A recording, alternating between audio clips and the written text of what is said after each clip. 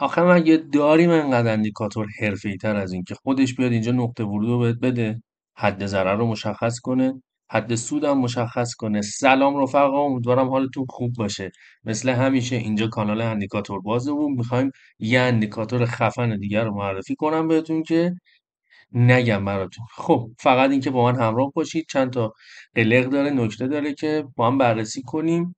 همینقدر که ساده است، یه سری نکاتی هم که داره تا آخر ویدیو همراه هم باش. خب این اندیکاتور که همینجوری دارید می‌بینید به همین صورت اینجا به عنوان مثال نقطه ورود داده، خودش مشخص کرده حد سود و ضرر رو. اینجا به عنوان مثال تیپیش خورده حد سودش، دوباره اینجا به همین صورت. خب اینجا یه بای داده، اینجا ضرر خورده. هیچ اندیکاتوری صد نیست، اما با تنظیمات و به اصطلاح یه ذره شما بخواید شخصی سازی ترش بکنید میشه ازش ریت های خوب گرفت. حالا میگی چرا اینقدر این به اصطلاح طولانیه این؟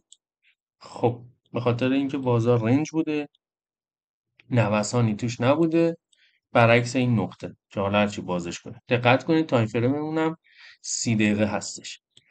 خب اسم اندیکاتور چیه؟ میریم با هم سرچ میکنیم، از همینجا میزنیم. حالا من این پایینم براتون مینویسم که دیگه مشخص بشه. بچه اسم اندیکاتور این هستش، یه آی سی تی بزنید. حالا این پایینم من براتون نوشتم به این صورت که تلفظش اشتباه نشه.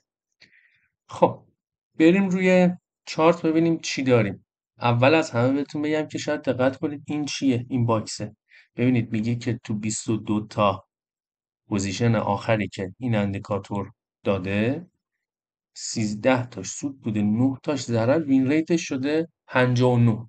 این یه مقدار متغیره. اما بریم تنظیماتش ببینیم چی داره برای تنظیم کردن. یه نکته خیلی جالب داره که الان بهتون میگم حتما. خب از اینجا بهتون بگم خیلی راحت، این چون معمولا بیاریدش روی چارت این وسطه، این باکسه رو وسطه. اینجا به نظر من بذاریدش تاپ رایت که بره اون گوشه. با تنظیم کردن این گزینه خب اینا تغییر میکنه، وین ریتش تغییر میکنه. خودتون این دیفالتشه، پیش‌فرضش به این صورت.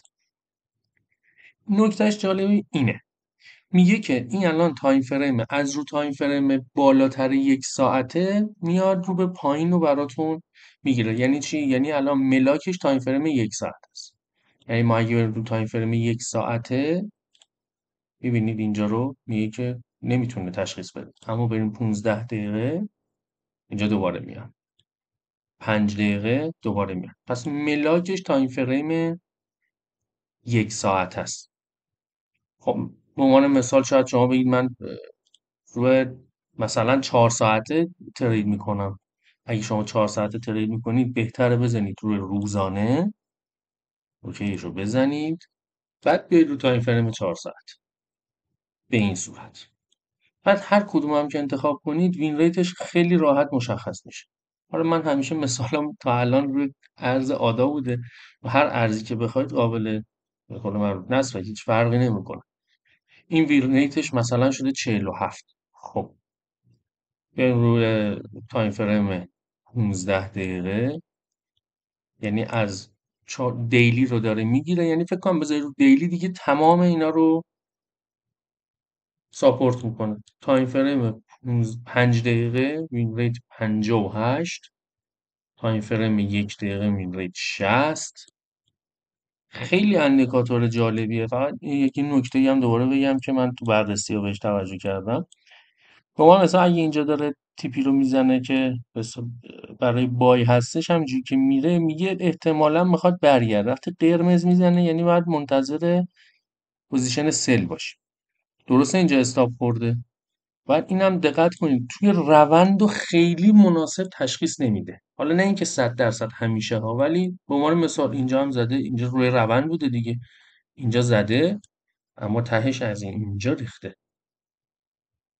طبق حالا همین این هم قابل تغییره. یعنی این وین ریت 60% 100% نمیمونه تا مثلا 1-2 ماه. اینو اگه دقت کنید هی یه وقت نوسان به همینم میخوره. با تعطیلی بازار میتونه باشه، نوسانات کم بازار میتونه باشه، همه اینا تاثیرگذاره. ولی به طور کل اندیکاتور جالبیه، میتونید ازش استفاده کنید. حتما مدیریت ریسک و سرمایه رو هم داشته باشید. اگه خوشتون اومد حتما لایک کنید، سابسکرایب یادتون نره. تا یه اندیکاتور دیگه، به خدای بزرگ میسپارمت. فعلا.